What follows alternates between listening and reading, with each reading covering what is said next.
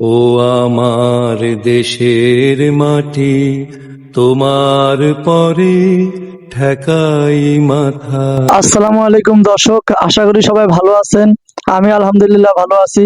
আজকে আমরা চলে এসেছি গাজীপুরের বিশ্ববিখ্যাত এত বৃহত্তম একটা বন, গজারি বন। বিশ্ব মায়ের আঁচল পাতা, ও আমার তো এই গজারি বন সম্পর্কে অনেকের ধারণা আছে, আবার অনেকের ধারণা নেই। তো এই গজারি বনে ঘটে যাওয়া অনেক রহস্য লুকিয়ে আছে। চলে এসেছি আপনাদেরকে শুধুমাত্র এই গজারি বনটা এক নজর ঘুরে দেখার জন্য। আপনারা আমাদের সাথে সম্পূর্ণ ভিডিওটা দেখুন, দেখলেই বুঝতে পারবেন আমাদের গজারি বনটা কত সুন্দর।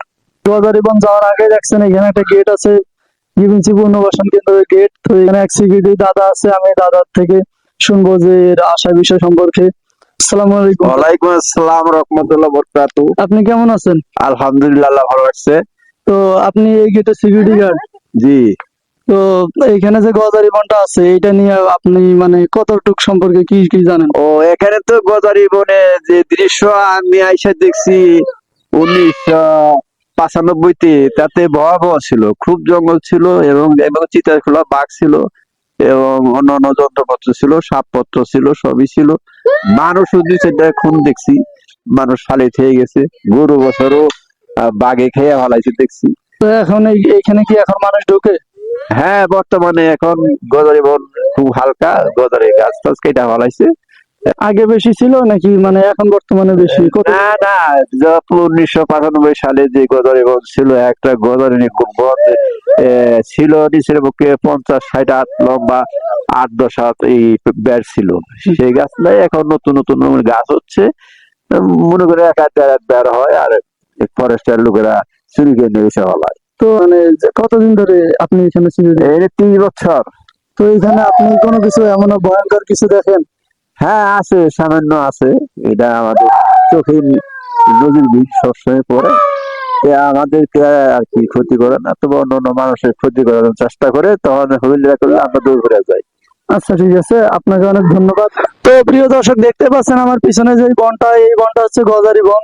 তো এই বনের অনেক হিংস্র পশু পাখি ছিল আগে, বর্তমানে এখন নাই। তারপরেও মানুষ এখানে কম বেশি মানে চলাচল আছে। তবে দেখতে পাচ্ছেন বনটার অবস্থা খুব ভয়াবহ একটা অবস্থা। চারদিকে গাছগাছালি, তো গাছগাছালি দিয়ে ঘেরা। তো আমরা আপনাদের দেখানোর চেষ্টা করতেছি বনটা। তো এই যে আমার পিছনে দেখতেই পাচ্ছেন যে আমরা গজারি বনের ভিতরে চলে আসছি।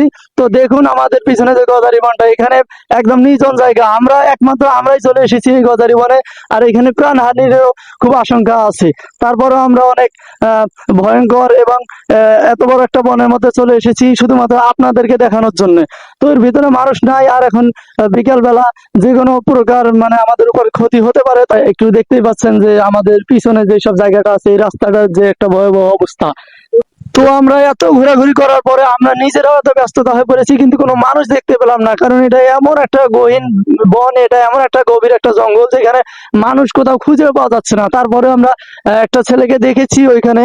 তো আমরা জানি না, চিনি না, তারপরেও দেখা যাচ্ছে যে আমরা এত খোঁজাখুঁজির পরে একজন ছেলেকে পেলাম। তো আমরা তার কাছে যাব, শুনবো যে সে এখানে কি করে এত গহীন জঙ্গলে। তো চলেন দেখা যাক।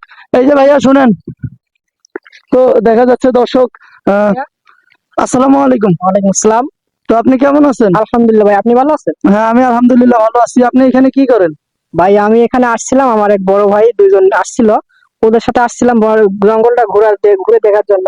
পরে ওরা আমার এখানে রাইখা চলে গেছে দুইজন ভাই। এখন আমি কোথাও যাইতে পারতেছি না, এখন কই যাবো এত বড় জঙ্গলে ভাই, রাস্তা আমি খুঁজে পাইতাছি না। ভাই একটু হেল্প করেন ভাই, প্লিজ ভাই। আর দেখছেন এই একটা ছেলেরে এই গহীন জঙ্গলে রেখে গেছে। তুমি কি এই জঙ্গলের রাস্তা চিনো না কোথাও? ভাই, আমি রাস্তা চিনি, আজকে নতুন আছি, প্রথম আছি ভাই আজকে।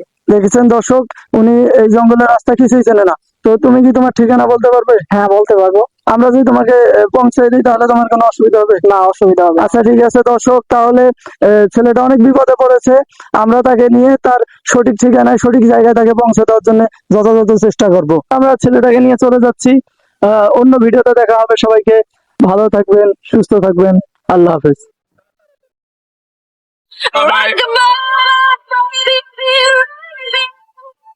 You